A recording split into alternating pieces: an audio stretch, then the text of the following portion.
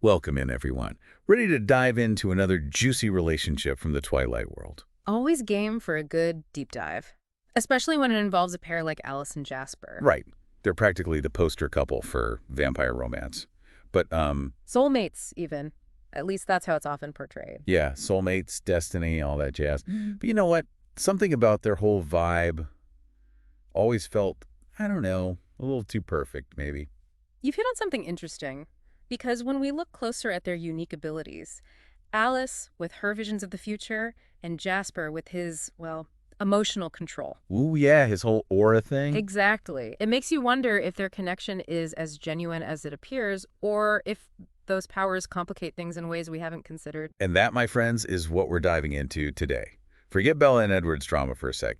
We're talking Alice and Jasper, the other power couple, and whether their abilities strengthen their bond or throw a wrench in the whole soulmate thing. What always strikes me about them is that deep understanding they seem to have.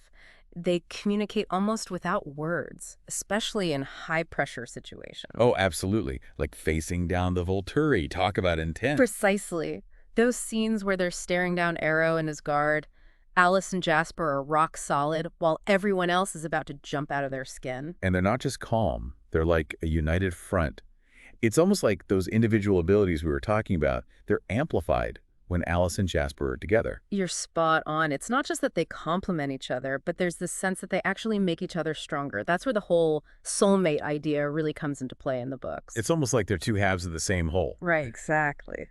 But then that gets me thinking, if their connection is so reliant on these powers, is it really love in the truest sense?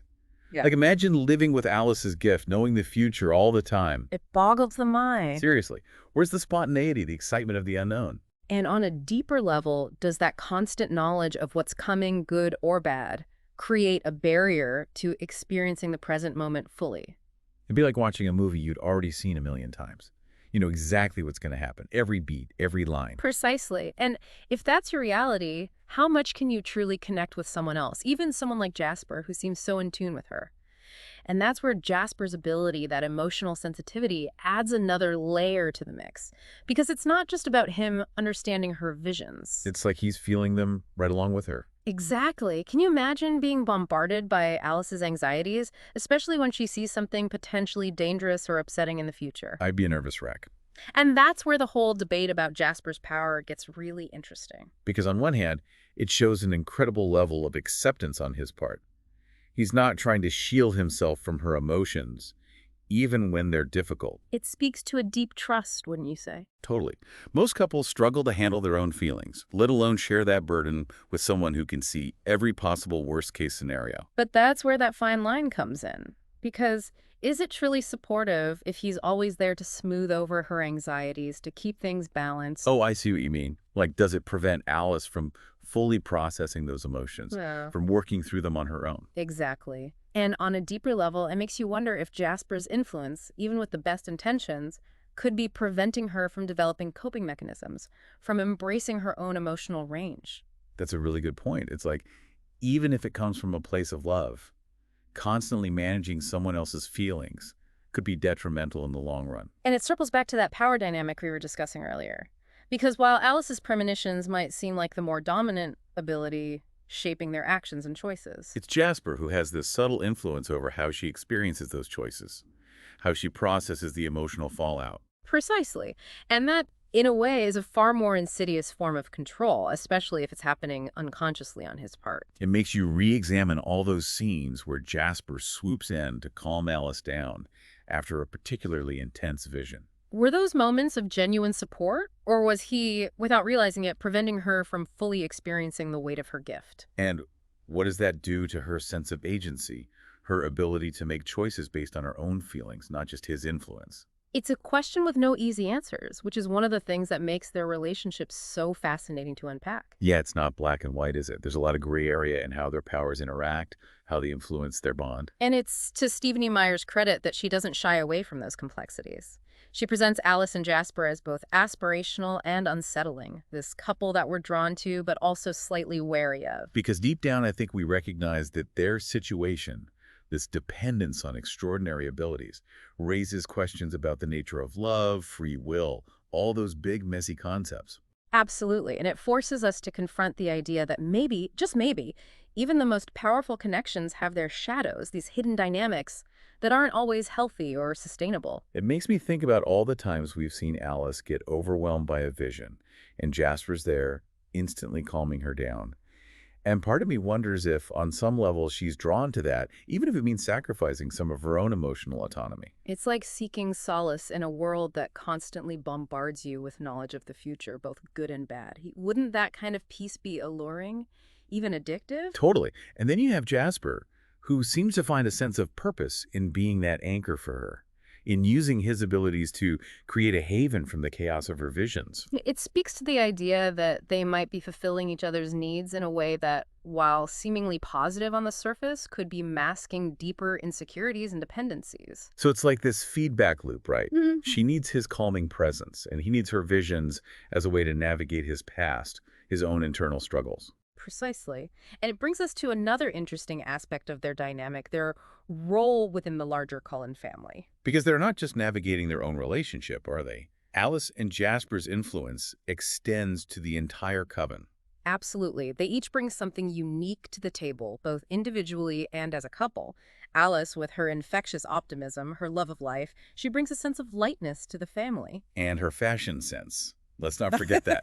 Nobody rocks a vintage dress quite like Alice Cullen. Very true. She has a certain zest for life, a way of finding joy even in the face of potential danger that contrasts sharply with the more, shall we say, brooding nature of some of the other Cullens. And then you have Jasper, who brings that grounding energy we were talking about. He's the quiet observer, always vigilant, always working to maintain a sense of harmony within the family. Exactly. He's the protector, the one who ensures everyone remains emotionally balanced and unified, especially when tensions run high. It's like they're the glue holding the whole Cullen clan together. In many ways, they are, providing both strategic guidance and emotional stability. Which is amazing, don't get me wrong.